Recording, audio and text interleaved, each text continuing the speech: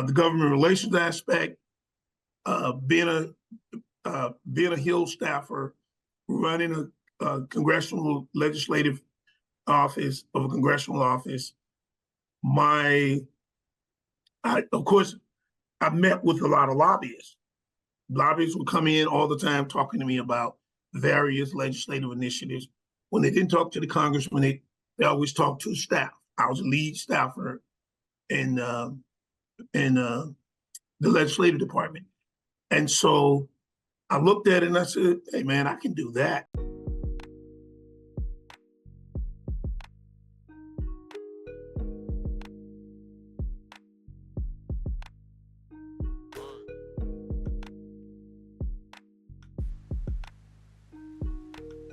All right. Okay.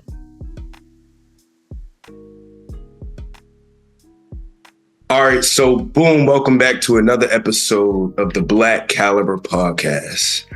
Today we have another distinguished guest with us, Richard Mattox, the 30th Eastern Province Polemarch of Kappa Alpha Psi Fraternity Incorporated, and a trailblazer in the field of government relations. Richard has served as a managing partner at Mattox Woolfolk LLC for the past 20 years.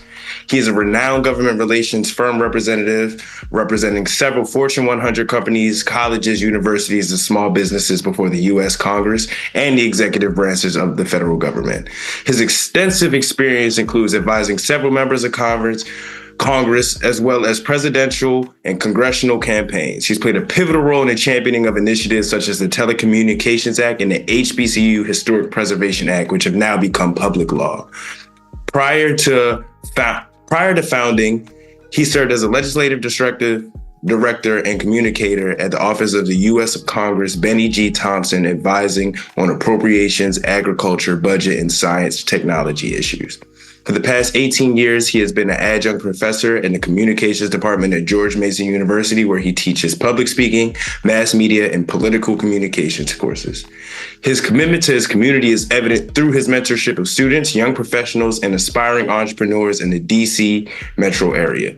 He serves on the Prince William County Jail Board, has been recognized for his distinguished career and leadership by his peers. As a member of Kappa Alpha Psi Fraternity Incorporated, he has held numerous leadership positions, including the president of the Alexandria Fairfax Alumni Chapter and president of the Washington Government Relations Group. And join us today as we explore his mindset and the strategies that he has used to driven him to success. His story should hopefully inspire you to overcome any challenges and achieve greatness. Only here on the Black Caliber Podcast, where we get the stories behind the success and the struggles that come with it. If you resonate with any part of this story, please tell us what it is in the comments, leave a like, and subscribe. So, first off, how you doing today? I mean, did I miss anything you want to add, anything like that? Hey, no, I'm just a humble servant. Jordan, let me thank you, man, for the opportunity to join your podcast. Awesome opportunity for me, but I'm hoping that it be just as rewarding to and for you. Gotta say, man, very impressed with you, having had an opportunity to talk to you over the course of your tenure here in the fraternity, but also you being a leader in not just on campus, but in the community. And we certainly appreciate and, want to be as helpful as possible to help you to continue in your career. So I think this is an awesome opportunity.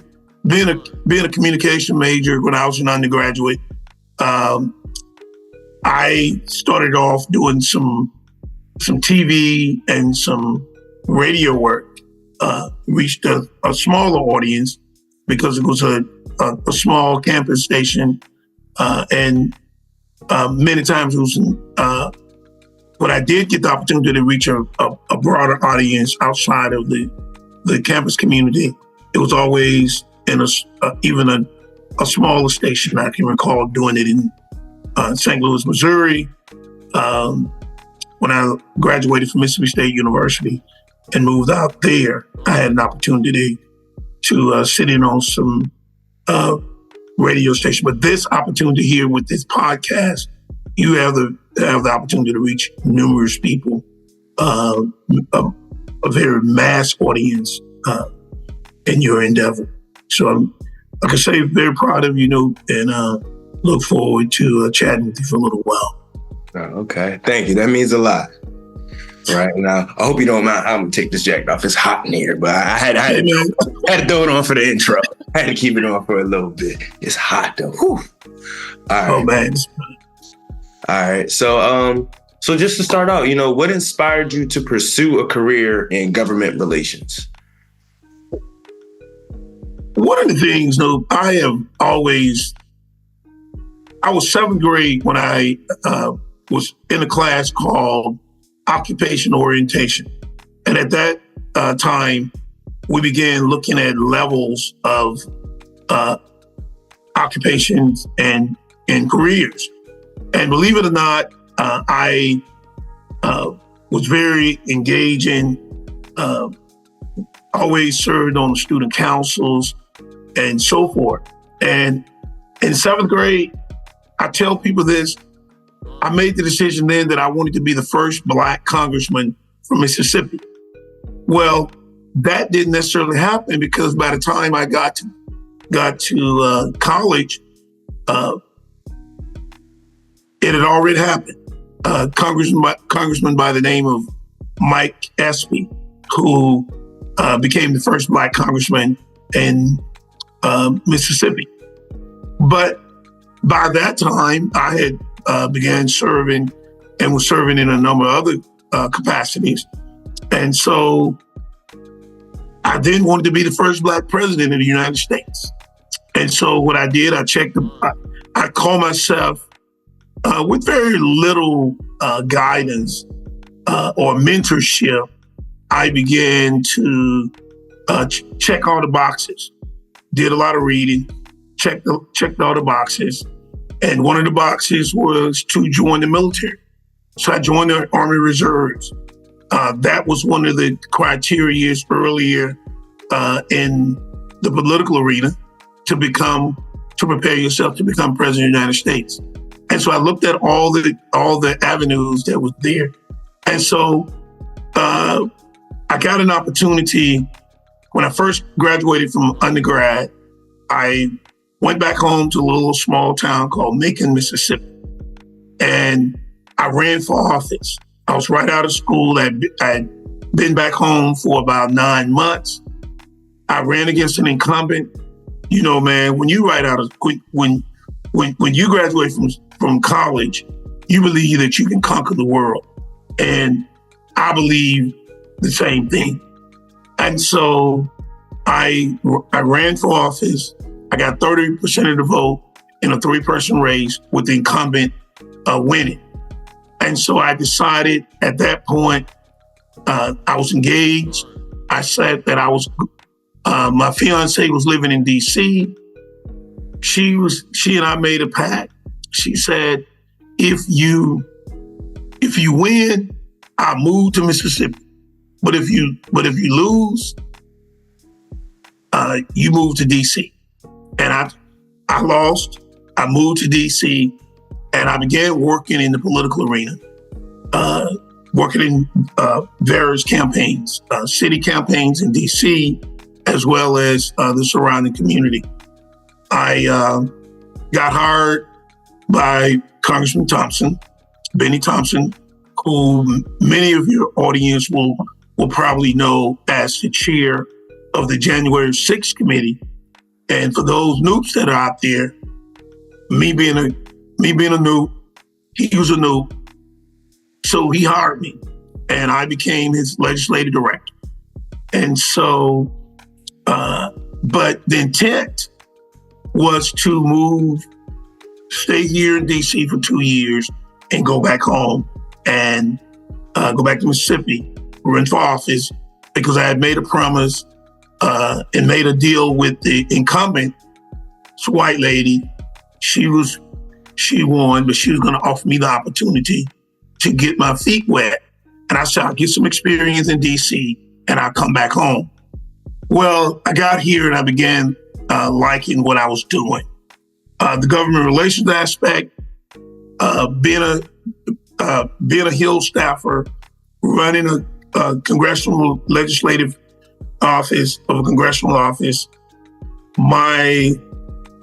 Of course, I met with a lot of lobbyists. Lobbyists would come in all the time talking to me about various legislative initiatives. When they didn't talk to the congressman, they always talked to the staff. I was a lead staffer in the legislative department. And so I looked at it and I said, hey man, I can do that. And so what I ended up doing, myself and another fraternity brother, Brian Woolfolk, we both, this is like 1996. And Johnny Cochran, you probably heard the name Johnny Cochran. He was a hotshot lawyer. And so he had just gone in the courtroom, represented O.J. Simpson in his murder trial. And he got O.J. off. And so we were like, Brian Woolfolk and I were working on the Hill, on Capitol Hill. And so we were like, man, we see a lot of the white guys who are, lawyers. And at his age, I think Johnny was somewhere around 55 years old. And we were like, but a number of the white guys were running lobbying practice. They weren't really going in the courtroom because that's a lot. That's some pretty challenging work to get up and go in the courtroom, even if you like it. But that was an alternative to making a lot. You could make a lot of money running a lobbying practice.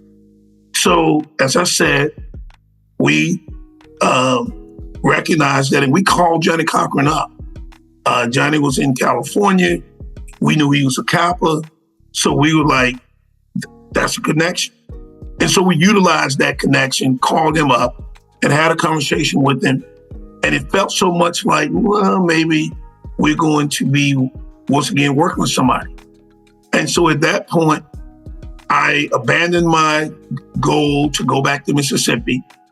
I ended up, Brian Woolfolk and I came together and we started the firm Mattox Woolfolk. We said we could do just what many of our co-workers and counterparts on another scale could do, that we could do it. And so we decided that we would start our own lobbying practice, not working for anybody, but beginning to serve in the same capacity with the experience that we had.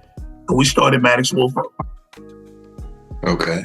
So what exactly is a lobbying practice? Lobbying practice, what we're doing is you're soliciting clients. You go out, you get clients, and those clients have issues before government.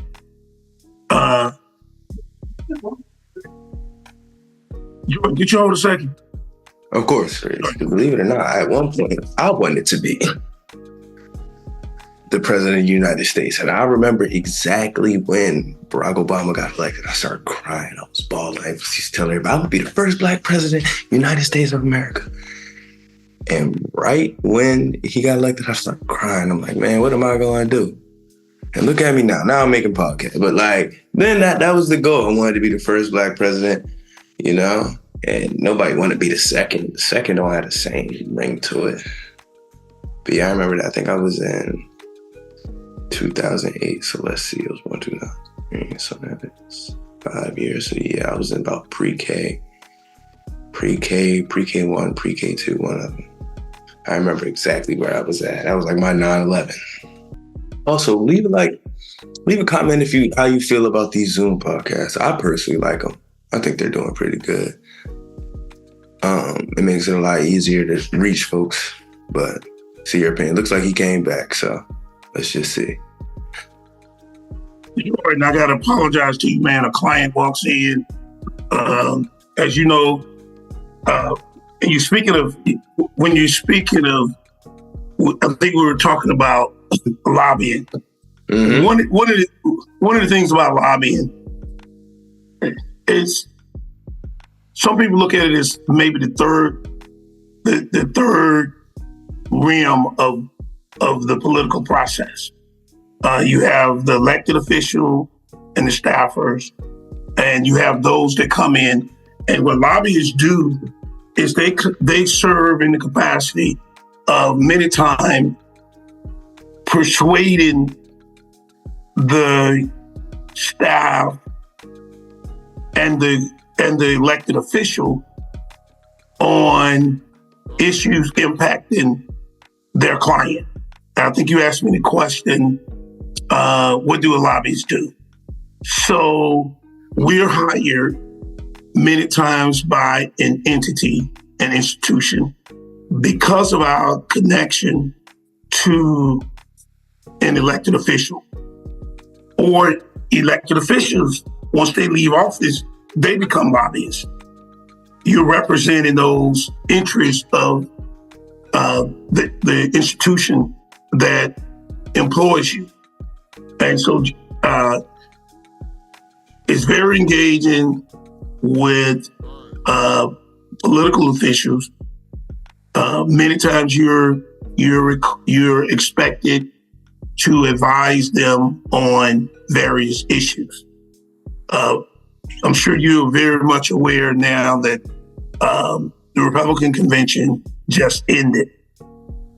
There's a big concern right now with whether or not the current president of the United States, because of his age, there's some concern based on his performance in the past debate, whether he should remain the Democrat candidate for president of the United States. Well, as a lobbyist, you're also engaged and involved in those discussions with various people. So just what happened a few minutes ago, a client walks in, it's fast moving, many times the fast moving job. Client walks in and he wanted to talk about where we are with information and research that being gathered as it relates to President Biden either exiting the race, and I don't know if you followed it, but a number of elected Democrats have called on the President of the United States to abandon his campaign because there's the thought that he might not be capable of beating Donald Trump, who just received the Republican nomination on last night. So just what you saw a second ago with, in the middle of this podcast, there were a number of folks that was outside of my office that wanted to get a report from me regarding what has been determined as to the support or lack thereof for the current president of the United States to stay in this presidential race. We're talking about a race for president of the United States with 4 months left before the election day. And so a lot of those things go on, and that's a part of the process, the lobbying process. So you just witnessed a couple of congressmen sitting out in the lobby, waiting to hear, waiting to meet and hear what are some of the what are the research that's taking place. I told them that I was on the podcast. Actually told them I was on the podcast with you, a young college student, and so of course you're a target audience now. You're definitely a target audience to see you know, how do we turn out the youth vote? Okay. So that immediately became an interest of theirs. So you're in the middle. You're kind of like your podcast is in the middle of decision that's impacting not just the United States but the world. The president of the United States is the most powerful person in the world. Okay. So how did working for Congressman Benny G. Thompson really influence your approach to how you run your business now? Interesting, because what actually happens, I got a lot of training from Congressman Thompson. I knew him prior to, he actually wrote my letter when I pledged Kappa. So I was one of his mentees once he got elected. He got elected, and when I mentioned to you that I had this dream of being the first Black congressman from Mississippi. Well, the first Black congressman from Mississippi was Mike Espy, as I said. Well, when he got appointed Secretary of Agriculture, he resigned, and Congressman Thompson replaced him. So Congressman Thompson is the second Black congressman from Mississippi. And so being one of his students of politics, he hired me as a staffer. And so much of how I operate, I took a lot from that. I took a lot from those interactions and how he responded to people. But there were also a time as his staffer, we had to play good cop, bad cop. If he was going all in on an issue, many times I had to be the one that would give a different another side of an issue, so that he would be equipped with both sides. So what I do is recognizing that I'm listening to both sides of the political argument. Even today, when I get in my car to drive home, I don't normally listen to music. I'm not, even though I told you I was a DJ, I worked in radio when I was in college. I was not really that intrigued by music as much as I am about the political process. And so when I'm in my car, I'm listening to some of the most conservative radio personnel and personalities in the country. And when I go home, I can listen to, I can watch CNN or MSNBC and get the more liberal and progressive angle of an issue. And so it provides me with the opportunity to understand both sides of the issue. So when I go in to advocate as a lobbyist on behalf of my client, I can address my client's issue, their position, but also opposition issue as well. And I learned that through working in politics and certainly working in Congressman Thompson's office. All right. So after you worked for him, you worked in his office, and now you're building Mattox Woolfolk into a successful firm. So what were some of the strategies and implements and ideas that you were putting into that to make sure that it went smoothly? Well, a number of them.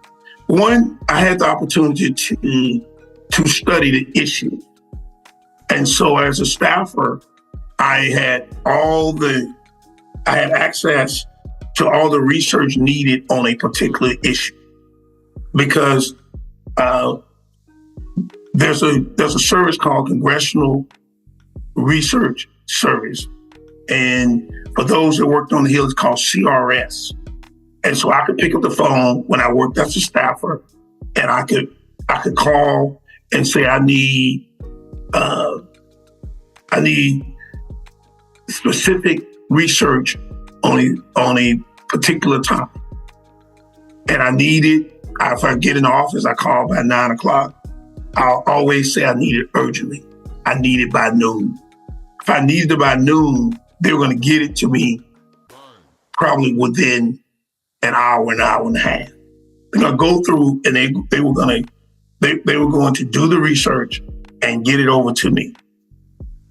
I would study that issue. I would have time to study it and then advise the member of Congress on it. As a lobbyist, I had a lot of the same access, because when I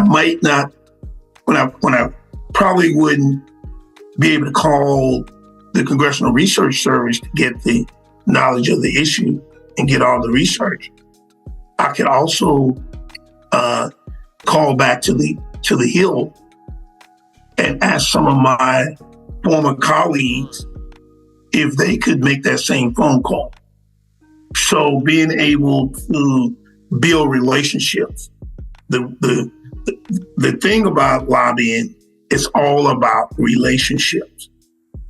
You don't see a stranger, and you definitely try not to make enemies as a lobbyist, because the more people you know, the more connections you have, the more money you have the ability to make. Being a Democrat, having worked in a Democratic office, I'm going to always be perceived as being the Democrat when a company gets ready to hire their firms. But not only do they hire a Democrat firm, they also hire a Republican firm. They hire a firm many times that would have a relationship based on where the company is located. So if the company is located in a state, in Pennsylvania, you want to have a team of lobbyists, somebody on your team to have relationships with the officials in that particular state. So recognizing all of that, I try and build a team with what is needed to get the job done. Okay. So what were some of the ways that you were handling pressure, the pressure of having to do all of this and being in such a fast-paced industry, and knowing that, you're making important calls and your research is vital? So how did you handle the pressure of dealing with that? Well, as I said before, relationships are extremely important. Once, I would always, be prepared, but also be flexible.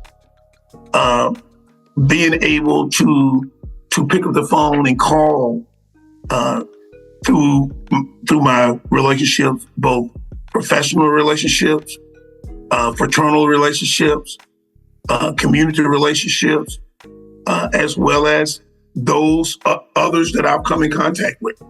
And I've had a pretty good support community. One of the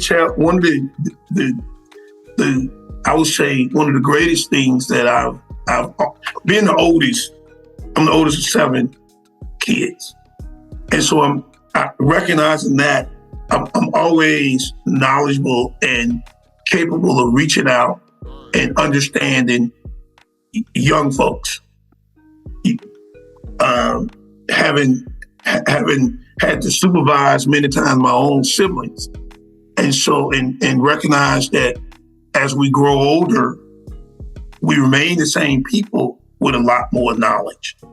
I continue to build a network of people that can relieve those pressures, relieve that anxiety that one would have. And I do something I enjoy doing. I enjoy the strategy. That's why I listen to both sides of the issue, so that I can play devil's advocate when I need to, and can learn from others. I'm not afraid to listen to an opposing view. and looking to take something from that view. Okay. So where in this did you decide to become a professor at George Mason? I think when I was in graduate school, I was having worked on the Hill, having worked in politics. I was often called on by my colleagues as to what the issues were. For my teachers, I would come to class, and working in the industry, I always had some knowledge of what was taking place. DC is a very interesting place because it is the mecca of politics. And so my professors, my fellow students when I was in graduate school, and so one day I was in grad school, and I got a call from one of my professors, and she was going to be out of class for a week or so, and she asked me if I would teach her class for her. And I was like, that's interesting. And believe me, my professor was a white female, and I'm sure she could have either canceled class for that period of time or somebody else, but she asked me to teach the class, and that opportunity led to me. After I did it, she heard about heard from the students that they enjoyed what I was doing, how I delivered the message and engaged them. And she called me back one day and said, would you be interested in teaching a class at Mason? I said, sure. What class would it be? It was political communication. And I began doing it then. But I also enjoy working with young people because there's so much that you can learn. It's just like now. I mean, enjoy talking to you, recognizing your interests. My goal is always to be able to assist because that was one of the things that I saw when I assume you're probably 20, 21. Yeah. Building those relationships early, building those networks early. And I've maintained some pretty strong relationships with many of the younger brothers in the fraternity through my involvement in Alexander Fairfax in Kappa. Mm-hmm. So I've always had a pretty strong network. Okay. And since teaching and working there, do you feel it has changed your mindset or affected like how you work in your professional setting now? I'll tell you this, man. When I first started teaching at Mason, I told you I was from Mississippi, very conservative state, pretty much by the book. I went to high school. There were all of us. My entire high school was probably 99, like Irish soap. It was like 99.9% Black. And so I knew throughout my formative years, I knew 2 white, non-Black students by name that were peers. That was a part of my school. So I graduated from high school, went to college. I went to Purview for a year. Purview is an HBCU. Went there for a semester. Then I transferred to Mississippi State, which is a predominantly white school. So now I'm in an environment. And so after graduating from Mississippi State and entering the field of politics, when I began teaching I had the opportunity at this time.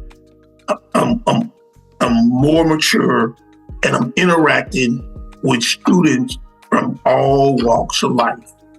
And it opened my mind so much, because not very few of the students, I would usually get a maximum of 1 or 2 Black students. George Mason, one of the most diverse universities in the country. At the time when I was in graduate school there, it was the most diverse university in the country. So it was made up of students from all walks of life. I would always tell my students that I grew up in a small box. There were Black students, there were Black people, white people, there were cats, dogs, and there were farm animals. All of those animals stayed outside. Come here, start teaching. I'm meeting students from all races, various countries, and one of the probably most shocking one was the LGBT community. Working in politics, those were issues that you were aware of, but you didn't have any direct relationship. You didn't necessarily have a direct relationship because they was in and out. However, at Mason, I was fortunate enough to truly get to know students, and it truly changed my view of just students, period. Got to learn students, got to learn about students, was able to care about students, not just from afar, but up close. There were students who I often have the opportunity to mentor that doesn't look like me, doesn't act like me, but have some of the same interests that I had and continue to have at their ages. So I've learned a lot through my interaction with students. I'll give you an example. You're too young to remember, but you often hear about 9/11. Well, 9/11 was, as you know, was when the Pentagon was hit, the country was attacked. Obviously, what's his name? Osama bin Laden supposedly led that effort. George Mason is an extremely diverse university. There's students from all over the world. Afghanistan students, Arab students, as well as all other students. And one of my students, a number of students at George Mason were in my class, and they were for the first time, I often said that I was not the number one target or suspicion during 9/11. You know who they were? They were the Arab students. They were the Arab students. And so I recognized that I had a relationship with them, and I recall them asking me to serve as the advisor for the Afghan Club. A country boy from Mississippi being asked to be the advisor to the Afghan Association on George Mason campus. So I say that to say that I had grown to the point where I recognized and became tolerant of, and not just tolerant, but understanding that all of us are just as important, and very few of us commit these crimes. And many of those students were at this point, they were the ones that were being targeted and profiled. I was not the first group to be profiled at that time. 9/11 was a tough time. So I learned a lot as a professor that led me to the point where I could provide some level of guidance to the students who also had struggled and were struggling with racisms and just the unknowns. Okay. No. So what advice would you give to an aspiring professional in government relations and just overcoming challenges? I would just say,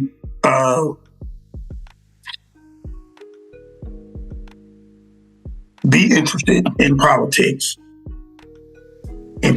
Take your interest in politics very seriously. Seek out an internship that will give you an opportunity to work in a congressional or a local elected official's office. That gives you an up close and personal view of what politics is. It gives you an up close and personal view of what policy is. Because what you have to do, you have to learn the policy. You have to be able to articulate the policy. And then secondly, if that's your interest, take it serious, build a network, build a community, and go for it. There are a lot of folks it's probably a $10 billion industry that very few of us, people that look like you and I, participate in. Most of your universities have a lobbying firm that are representing them in Washington. You know who don't have, who very few entities and institutions that are not represented? Black institutions, HBCUs, Black companies, Black corporations, or many times rely on others. But when there are opportunities and they're consistent opportunity, that's why your Temples, your Penn States, that's why they get that. That's why federal resources go to those campuses when lesser resources go to schools like Lincoln and Cheney and Morgan and Compton, where they're limited because they got somebody sitting at the table. It's making sure that many times your majority institutions have people that are sitting at the table that are advocating on their behalf, that are helping to write the legislation. And if you happen to write it, you're going to put Lincoln in there. When I worked for Benny, I drafted the Historic Preservation Act. Benny went to Tougaloo College, a small HBCU in Mississippi. And so in drafting legislation, I looked at where other schools were. It included Alabama. So we put a school from Alabama in there, a school from South Carolina, a school from Ohio. There's only 2 HBCUs in Ohio, but I made sure that there was a school from Ohio in there because what happened is that now we've captured a group of folks. It was tailored to, at that time, the chairman of the Appropriations Committee, the Committee on the Hill, that doles out, that write the checks. He was from Ohio. So that's why we threw Central State in there. The same thing with Russ College in Mississippi, which is another HBCU. So that created, and then others said, well, I want to put my school in there. And this was the favor to the African-American population. So you always want to make sure that we got some folks sitting at the table that's going to say, I want some of that too.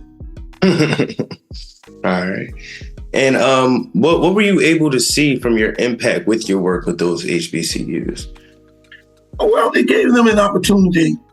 I can look back and from the time I worked on the Hill, and even after I became a lobbyist, even with my other clients, with my clients, I always advocate from the perspective that I'm a Black man and they're Black institutions.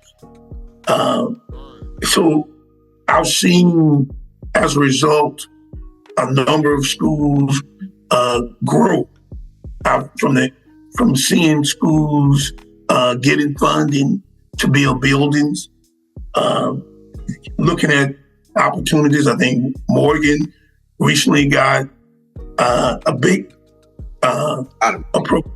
appropriation as well. And so many of those, you see buildings, you see a lot of buildings going up on Black campuses that weren't there 5 to 10 years ago. And it wasn't because they had a nice endowment. Very few times are you hearing of alumni, giving $10 million or $30 million to build a building. But the federal government, there are programs there that in the federal system that have the potential to dole out those funds to build and to expand programming, not just buildings, but expanding programming, engineering programs on campuses. You was about to ask me a question. No, I was just going to say, so after I'm getting ready to wrap up. So I was just wondering, so what's next for you as an individual? What I've done, I've continued. My goal has always been not just to build a fiefdom for myself, but to build an institution that represent African Americans in policies and in that space. What I've done, my thing was, as I do well, I also want to do good. And so what I'm doing a lot now is once you become an entrepreneur, you begin to see other avenues of how you can tap into some things. I've entered the government contracting world as well. And I'm gonna tell you, a lot of it has been with members of our fraternity, having an opportunity. That's a network. Now, we've just this past couple of weeks, we've just hired in the government contracting space. We've just hired we've hired a couple of deltas,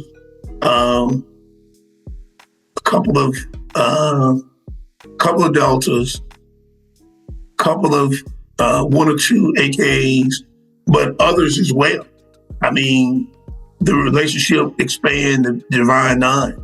And so when we find like-minded people like yourself, creating that institution so that we don't have to always go to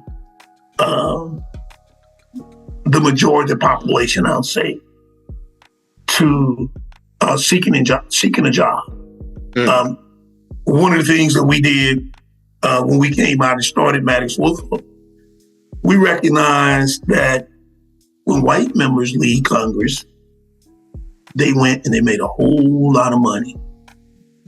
Black members normally stay in Congress the rest of their lives because there are very few opportunities out there, because we don't have the institutions in place to absorb all those skills and talent that they bring. So many of them will have come from the educated academic community, a few lawyers who were doing okay, but for a long time, this was the best job they could get, was to become a member of Congress. Mm. The white boys normally they're already millionaires when they become Congress, when they enter politics. Okay. They're entering to protect their interests.